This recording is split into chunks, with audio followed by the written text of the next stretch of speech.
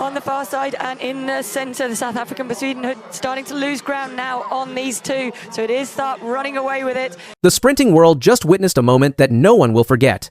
Jacoby Tharp, a 19-year-old hurdler with lightning speed and fearless composure, stunned the field in record-breaking fashion. I mean, it feels great knowing that I can run at this high level and knowing that whenever I go to the pros, that it won't be that much farther away. In a sport built on fractions of a second, his performance didn't just win, it changed everything. The 2025 season will forever mark the rise of Jacoby Tharp, the young star who captured global attention with his 13.01 second victory in the men's 110-meter hurdles at the USATF Championships. His breakthrough wasn't just a win, it was a signal that a new era of American hurdling had begun. Tharp's explosive power, precision, and poise have turned him from a rising prospect into one of track and field's most electrifying new forces. Born on September 30th, 2005, Tharp began his journey in Rockville, Tennessee. With athletic roots, his mother Aminda played collegiate basketball at Tennessee Martin and Dyersburg State Community College, and his father, Jimmy Ware, was also a high school player. It was clear that sports ran deep in his veins. But it wasn't basketball that captured Tharp's imagination, it was hurdling. And from the moment he first sprinted down a track, it was clear that he had found his calling. Tharp's rapid rise began to crystallize during his tenure at Auburn University. As a freshman, he broke onto the scene, but it was his sophomore year that signaled he was a force to be reckoned with. In 2024, he clinched the gold medal in the 110-meter hurdles at the World U20 Championships in Lima, Peru. His time of 13.05 seconds, achieved in a headwind, was not just a personal best but also set a new U20 world leading time and a national U20 record. That race marked Tharp's breakout moment. The following indoor season, he captured the NCAA indoor title in the 60-meter hurdles with a Telia Knapsev double 4, blistering 7.45 second performance, showcasing not only his raw speed, but also his technical mastery over barriers. Then came June 2025, where he triumphed at the NCAA Outdoor Championships in the 110-meter hurdles in Eugene, Oregon, clocking a personal best of 13.05 seconds. With every meet, Tharp was building a reputation as the future of American hurdling. But the track world wasn't prepared for what would come next. At the 2025 Toyota USATF Outdoor Championships, held once again at Hayward Field in Eugene, Tharp delivered a performance for the ages. He entered the competition as a rising star but exited as a national champion. On the final day of the championships, all eyes were on seasoned names like Cordell Tinch, Dylan Beard, and Trey Cunningham. Tharp, assigned to lane 1, was not among the pre-race favorites. In fact, he barely qualified for the final, sneaking in as the last qualifier with a 13.30-second semifinal performance. "This is unexplainable," Tharp said moments after the race. "I finished my NCAA season with a win, and now this is a bonus, an extra. My coach and my sports staff have prepared me for this moment. It feels great. I just wanted to focus in. My coach always says lock in on what I'm doing and the rest of it will handle itself, so I trusted him. Trust paid off." When the gun went off, Tharp exploded from the blocks. Smooth over the hurdles and unfazed by the pressure, he executed a near-perfect race, flying past more experienced athletes to seize the title. The time on the clock? 13.01 seconds, a new personal best, and the fourth fastest time in the world that year. He had just defeated Tinch, 13.03, and Beard, 13.04, who had previously outperformed some of the world's best on the Diamond League circuit. Tharp's progression at the championships was as remarkable as the final result.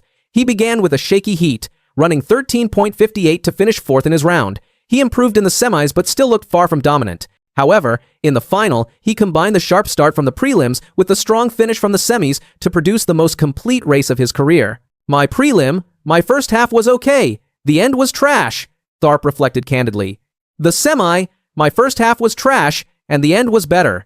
So now I just put it together." And the results showed. Even Cordell Tinch, one of the best hurdlers in the nation and a favorite heading into the race, was impressed. "I've seen the way he's hurdled. He's been my favorite hurdler within the NCAA, Tinch admitted. "I told him, I see you making this team." Tinch, who had previously run 12.87 seconds to set a world-leading time in Shanghai, recognized that Tharp had the ingredients of a future champion. That acknowledgement wasn't just sportsmanship, it was a passing of the torch.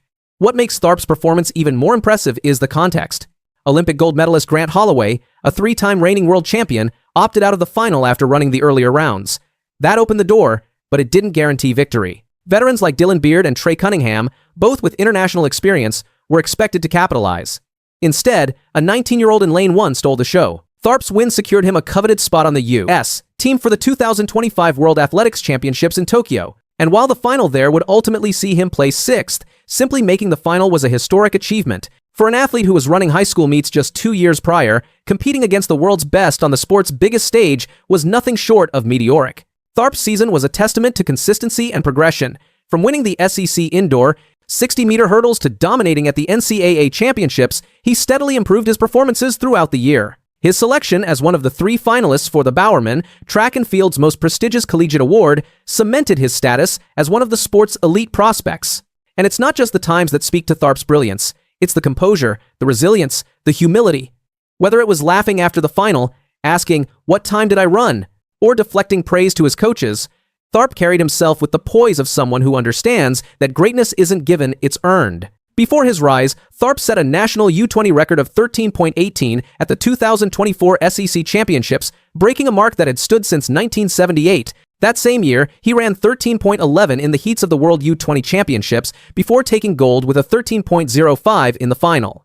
These were not flashes in the pan, they were glimpses of sustained excellence. By July 2025, Tharp had already made his Diamond League debut, finishing 3rd at the Hercules event in Monaco with a solid 13.17. Competing against the best in the world was no longer a dream, it was his new reality. The stage is now set for what could be one of the most exciting careers in sprint hurdling.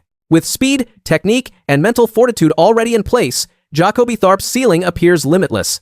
The men's 110-meter hurdles has long been one of track and field's most thrilling events, featuring legends like Alan Johnson, Aries Merritt, and more recently, Grant Holloway. Tharp seems destined to add his name to that lineage. As he continues his collegiate career at Auburn, the sky's the limit. With World Championships experience under his belt and a national title to his name, Jacoby Tharp isn't just a promising young athlete, he's already a star. The 2025 season proved that. His time of 13.01 didn't just shock the sprinting world, it served notice. A new era of hurdling is upon us, and it belongs to Jacoby Tharp. From Murfreesboro to Tokyo, from underdog to U.S. champion, Tharp's journey is the kind that defines track and field. He has the speed, he has the poise, and most importantly, he has the heart. And at just 19, he's only getting started. Stay tuned. The future of sprint hurdling has a name, and it's Jacoby Tharp. It's good to have freedom. Just get out of here to run. Running is the least expensive sport in this world. Eliud Kipchoge just stunned the marathon world again. After finishing a distant 17th at the 2025 New York City Marathon, many thought they'd just witnessed the quiet end of an era. But instead of walking away, the 40-year-old legend dropped a bombshell that no one saw coming.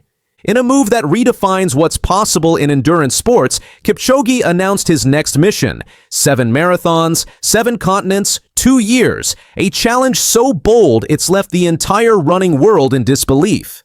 For a man whose entire career has been about redefining limits, this announcement felt like the perfect next chapter. Running is the most universal sport. It connects us all, Kipchoge said. With this project, I want to compete not only for records, but for the people.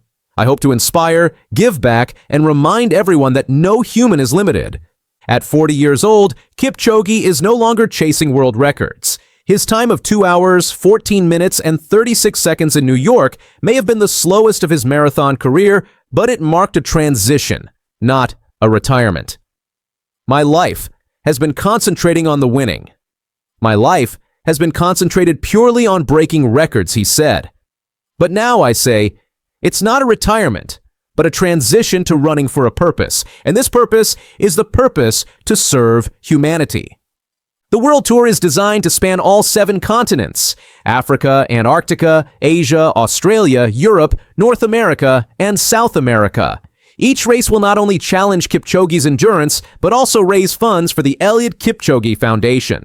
Founded in 2020, the foundation supports educational and environmental projects, including building school libraries, developing learning programs, and supporting ecological restoration. This isn't just a vanity project. The goal is to raise $1 million to support local initiatives in each host country. As Kipchoge put it, 7 marathons on all 7 continents together with you. Join me on this adventure, because together we make this world a running world. His journey begins soon, with locations like Cape Town, Shanghai, and even Antarctica under consideration. Yes, Antarctica, where temperatures can drop to -20 degrees Celsius. For Kipchoge, that's not a deterrent, it's an opportunity. I want to continue to push myself to run at my best, but also to inspire, give back, and remind everyone that no human is limited in every corner of the world, he said.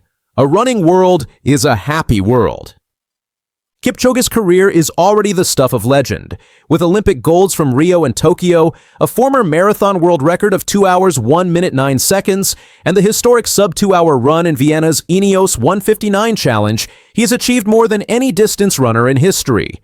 He won his first major marathon in Chicago in 2014 and went on to claim 5 titles in Berlin, 4 in London, and 1 in Tokyo. But what sets Kipchoge apart isn't just his victories, it's his philosophy. Ever since I was a little boy, I fell in love with the feeling of freedom that running gave me. Now, he's channeling that passion into something global. His manager, Valentine Trau, confirmed that Kipchoge will be racing in the professional fields and that the full tour schedule will be announced by December 1st. The tour will include 3 marathons in 1 year and 4 in the next, covering 2026 and 2027. While Kipchoge may not be breaking records anymore, the symbolism of his journey matters. He is the first marathoner to even attempt such a global feat. The message? Running is for everyone, everywhere. The announcement came just after Kipchoge completed the last of the 6 Abbott World Marathon Majors in New York. He'd already conquered Berlin, London, Tokyo, Chicago, and Boston. With New York, he joined the elite 6-star finisher club. To become a 6-star finisher in New York City is a beautiful achievement. I fully enjoyed running in the streets today, hearing so much cheering and seeing so much passion, he wrote on Facebook. His results this season have been modest by his standards. Earlier in 2025, he ran the Sydney Marathon in 2 hours, 8 minutes, 31 seconds, placing 9th. That marked the first time he attempted 3 major marathons in a single season. It also signaled that Kipchoge was preparing for a different kind of mission, one no longer obsessed with the stopwatch. "Let us run together and be as one," he said. Kipchoge's new website, Iliud's Running World, will soon launch with more details on dates and cities. The anticipation is already building. Fans around the globe, some of whom may have only seen Kipchoge on TV, are eager for the chance to witness him run in person. "This is a world tour like no other," the site reads. A next chapter surrounded by his fans, leaving a global footprint and a continuing legacy that spans the earth. The plan is to spotlight local causes in each city. In South America, it might be a new learning center. In Asia, a reforestation project. In Africa, additional school libraries. In Antarctica, simply proving that anything is possible. "I have dreamed about running the biggest marathons of the world, but now I am about to start my biggest adventure yet. A new dream," Kipchoge said. And this time, he's bringing the world with him. The legacy of Eliud Kipchoge was already secure. He didn't need to do this. But that's what makes the World Tour so powerful. It's not about medals. It's about meaning. In a sport often defined by times and trophies, Kipchoge is redefining what success looks like at the highest level. He's reminding everyone that running is more than a competition. It's a bridge, a path to purpose, a reason to connect. He also acknowledges the aging process, but embraces it with grace. "Father time is inevitable," one report stated, as Kipchoge's times over the last 2 years have been noticeably slower. Yet, that hasn't slowed his vision. He's using every stride now to tell a bigger story. The idea behind the World Tour also touches on inclusivity. Kipchoge's mission is to bring running to the people, to places where marathons are rare, and to inspire individuals who might otherwise never consider lacing up a pair of running shoes. "Watching the champions who came before me made me dream of inspiring the world myself one day. I was determined to break through the barriers to prove that limits don't exist," Kipchoge said. With the World Tour, that dream is becoming a reality, not through gold medals, but through footprints across the globe.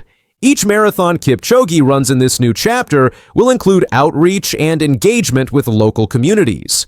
Schools, environmental groups, and young athletes will have opportunities to meet him, train with him, and learn from his life story. This interactive element is as important as the run itself. Kipchoge's shift also comes at a time when the global running community is booming. Major marathons sell out within hours. Social running clubs are growing in cities around the world. The idea of running for good has never been more resonant. Kipchoge is tapping into that energy and elevating it. As the announcement of specific marathon dates approaches, excitement builds not just in elite racing circles, but among everyday runners who see Kipchoge not just as a champion, but as an inspiration. And so, as he sets off on this unprecedented journey, Eliud Kipchoge remains the embodiment of his own mantra: no human is limited. Not by age, not by geography, not by time.